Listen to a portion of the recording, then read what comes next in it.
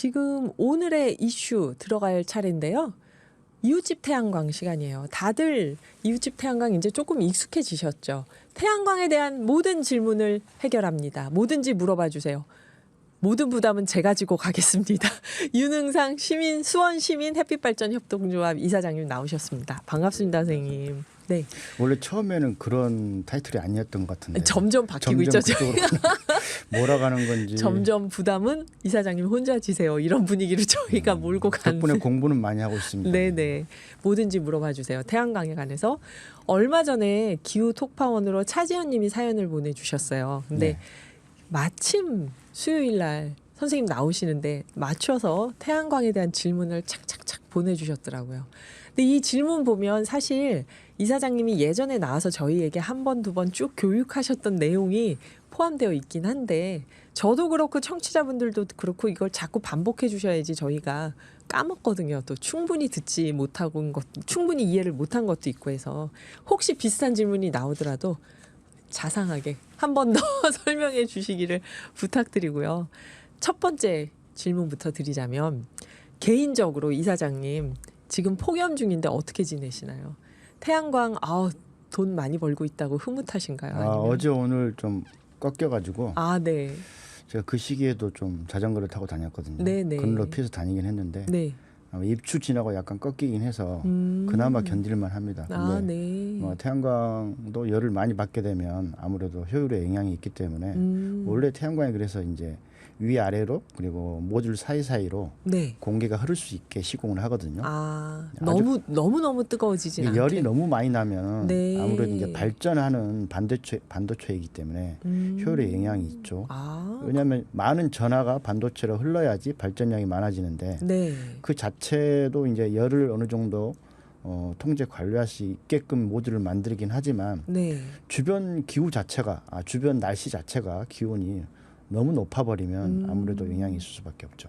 이게 뜨끈뜨끈하면은 무조건 태양광이 잘 되는 줄 알았는데 또 그런 것도 아니네요. 뜨거워 바람 선선하고 햇빛이 이게 자외선이 잘 비치고 우리가 가장 좋아하는 날씨 아닐까요? 봄 가을에 그래서 근데 네. 여름은 예. 낮이 길어서 네.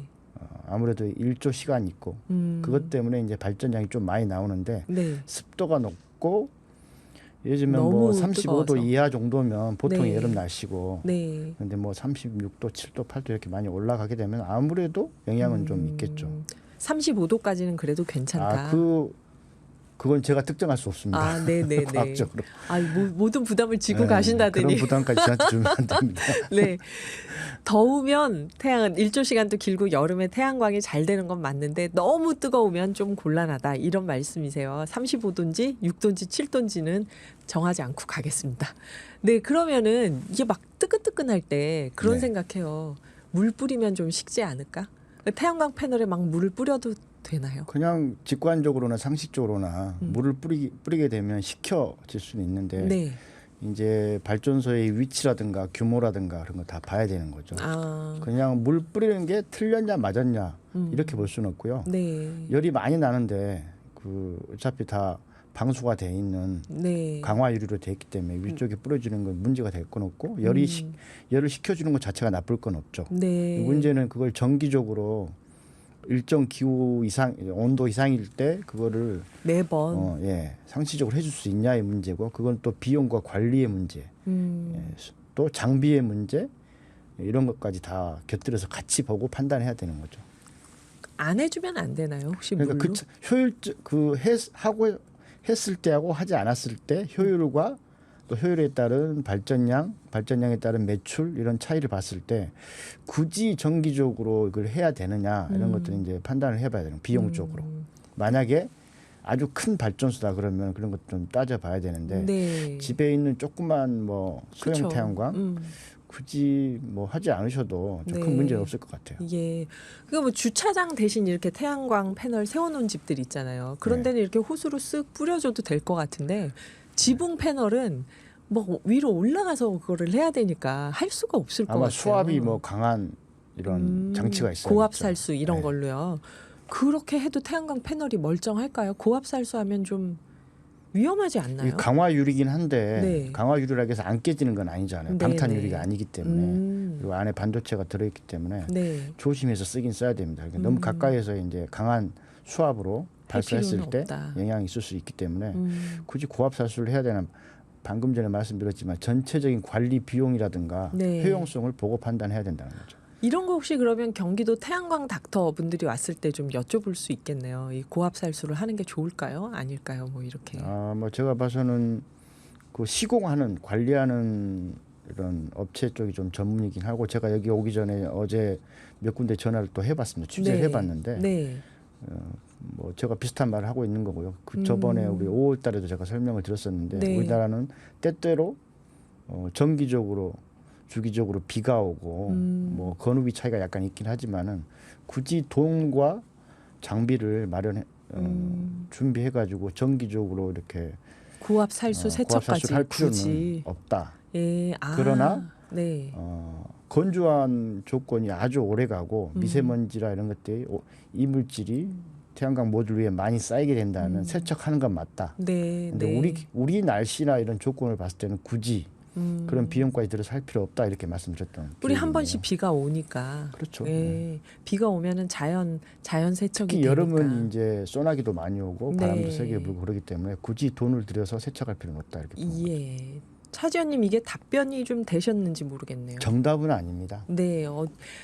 부담을 다 지시기로 아니, 해놓고 부담 자꾸 없습니다. 정답이 경우에 아니라. 따라 다르고 우리나라의 네. 어떤 그렇죠. 그 기후적 조건이 네. 날씨라든가 계절별 날씨라든가 이런 그런 걸 고려해서 판단하셔야 되는데 네, 네. 대체로 세척 관리를 하긴 하지만 대부분 안 하고 있는 발전소가 아마 대부분이다. 더 이렇게. 많다. 네. 우리는 주기적으로 비가 오니까 그렇죠. 건조한 기간이 엄청 길지 않고 그런데 만약 엄청 길고 미세먼지가 막 한 달 내내 있고 한 달 내내 비가 안 오는데 계속 36도 7도고 이러면은 그럴 때는 아마 생각해 볼 수 세척하면서 있겠네요. 기온도 낮춰주는 게 효율에 도움이 많이 되겠죠. 네, 그러니까 그런 상황을 종합적으로 봐야 한다고 합니다. 그리고 또 이것도 이제 그때 말씀은 주셨는데 여전히 저희는 궁금해요. 수명이 다 된 태양광 패널들은 어떻게 됩니까? 그러니까 그때 재활용 지금 많이 하고 있다. 제조업체에서 수리도 해간다. 수거도 해간다. 이런 얘기를 해주셨는데요. 여전히 이제 그 패널을 붙이는 분들은 이게 염려 되실 것 같아요. 집에다 하시는 분들. 수명이 다 되면 어떻게 해야 되는지. 집중호우가 오거나 망가진 패널들이 있는지 그러면 그런 게 재활용이 되는지 이런 걸 여쭤보셨어요. 예, 이게 이제 올해 1월달에 정부가 종합 대책을 발표했거든요. 아, 네. 대책이 일단 나왔군요. 태양광 모듈도 네. 생산자가 책임지고 재활용까지 책임지는 그런 시스템을 수거를 해가라. 법제화했죠. 예. 네. 그리고 의무량을 의무적으로 자기가 생산한 거에 대해서 의무적으로 재활용을 해 가야 되는데 재활용을 해야 되는데 네, 네. 그렇지 못했을 때 이제 그 킬로와트당 음. 부담금을 물게 되는 거죠. 의무적으로. 아. 예. 그런 제도가 제조업체가. 법제화됐고 네, 법제화가 그에 됐네요. 기반해서 이제 재활용 센터라든가 그리고 수거 시스템 같은 거를 이제 2027년까지 구축을 하겠다. 현재는 충청북도 그리고 제주도에 하나씩 전 과정 분해해서 안에 희귀 금속을 추출하고 빼내고 그리고 아직 재사용이 가능한 것들 판단해서 네. 재사용한다거나 수출한다 이렇게 판단을 하겠죠. 폐기물 양도 줄이고 이런 것들 종합적으로 판단하고 실제로 분해해서 재활용 시스템 안에서 이걸 순환 구조로 만들 수 있는 센터들을 구축해 가고 있는데 네. 추가적으로 이제 5곳에 2027년까지 지금 제주하고 충북에 있는데 네. 추가적으로 5곳에 더 해서 우리나라 전체적으로 5개 권역을 중심으로 7곳의 센터를 세워서 재활용을 활성화시키겠다. 그건 왜냐하면 이제 우리나라도 2000년대 초반부터 신재생 에너지 지원 제도가 생기면서 네. 서서히 이제 태양광 이런 발전소들이 늘어나기 시작했거든요. 그리고 네. 2008년, 9년, 10년 그리고 2012년에 RPS 제도로 지원 제도가 바뀌면서 이제 또 많이 늘어나기도 했고 그래서 네. 2027년을 기준으로 폐 모듈이 아마 폭발적으로 늘어날 걸로 예상하고 있고 그 전까지 이제 국가적 시스템을 갖추겠다 이렇게 발표를 했습니다. 네. 수거 시스템, 수거를 전문으로 하는 공제조합을 네. 만들고 그리고 지자체 곳곳에 이거를 모아다가 네. 보관할 수 있는 장소를 만들고 보관된 거를 이제 각 센터로 거점 센터로 네. 운송을 해서 거기서 이제 재활용할 수 있게 만드는 시스템을 2027년까지 구축하겠다. 법도 정비하고 지침도 만들고 지금 그런 과정이 있다고 보시면 됩니다. 그러니까 2027년까지 전국적으로 7개 거점 센터가 있고 네. 각 지자체에서 각 지역에서 그 수거한 걸 보관했다가 거점 센터로 보내고 네. 그 수거하는 거는 공제조합을 만들어서 수거 시스템을 구축해서 수거를 하고 이렇게 그렇죠. 하겠다고 이제 발표를 한 건데 2027년까지 그리고 그런 모든 것들이 운영될 수 있는 기반이 뭐냐? 네. 아까 말씀드렸던 생산자 그리고 책임제. 수입 판매업자, 네. 예, 재활용 의무제도입니다. 아, 생산자와 수입 거기서 이제 판매업자. 충당 비용이 나오는 거죠. 예.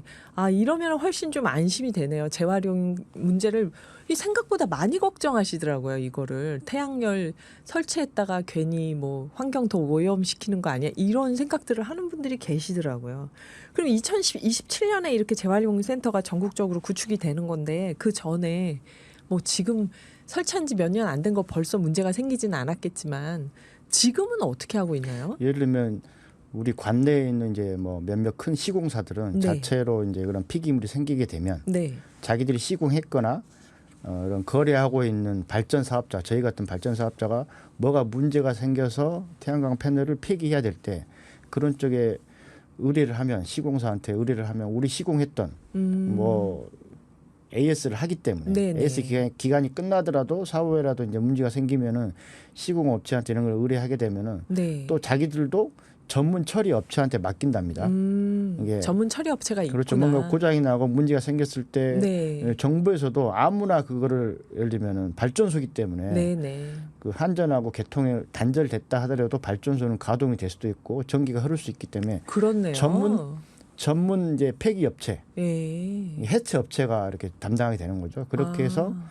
처리를 해서 하게 되면 아마 현재 있는 충청북도하고 제주도이기 때문에 지상에 그 육지에는 이제 충청북도밖에 없는 거죠. 현재 네. 추가적으로 센터가 어떻게 건립되고 있는지 아직 확인은 제가 오늘 못 해봤습니다. 네. 이제 그쪽으로 보내서 재활용하게 되는 거죠.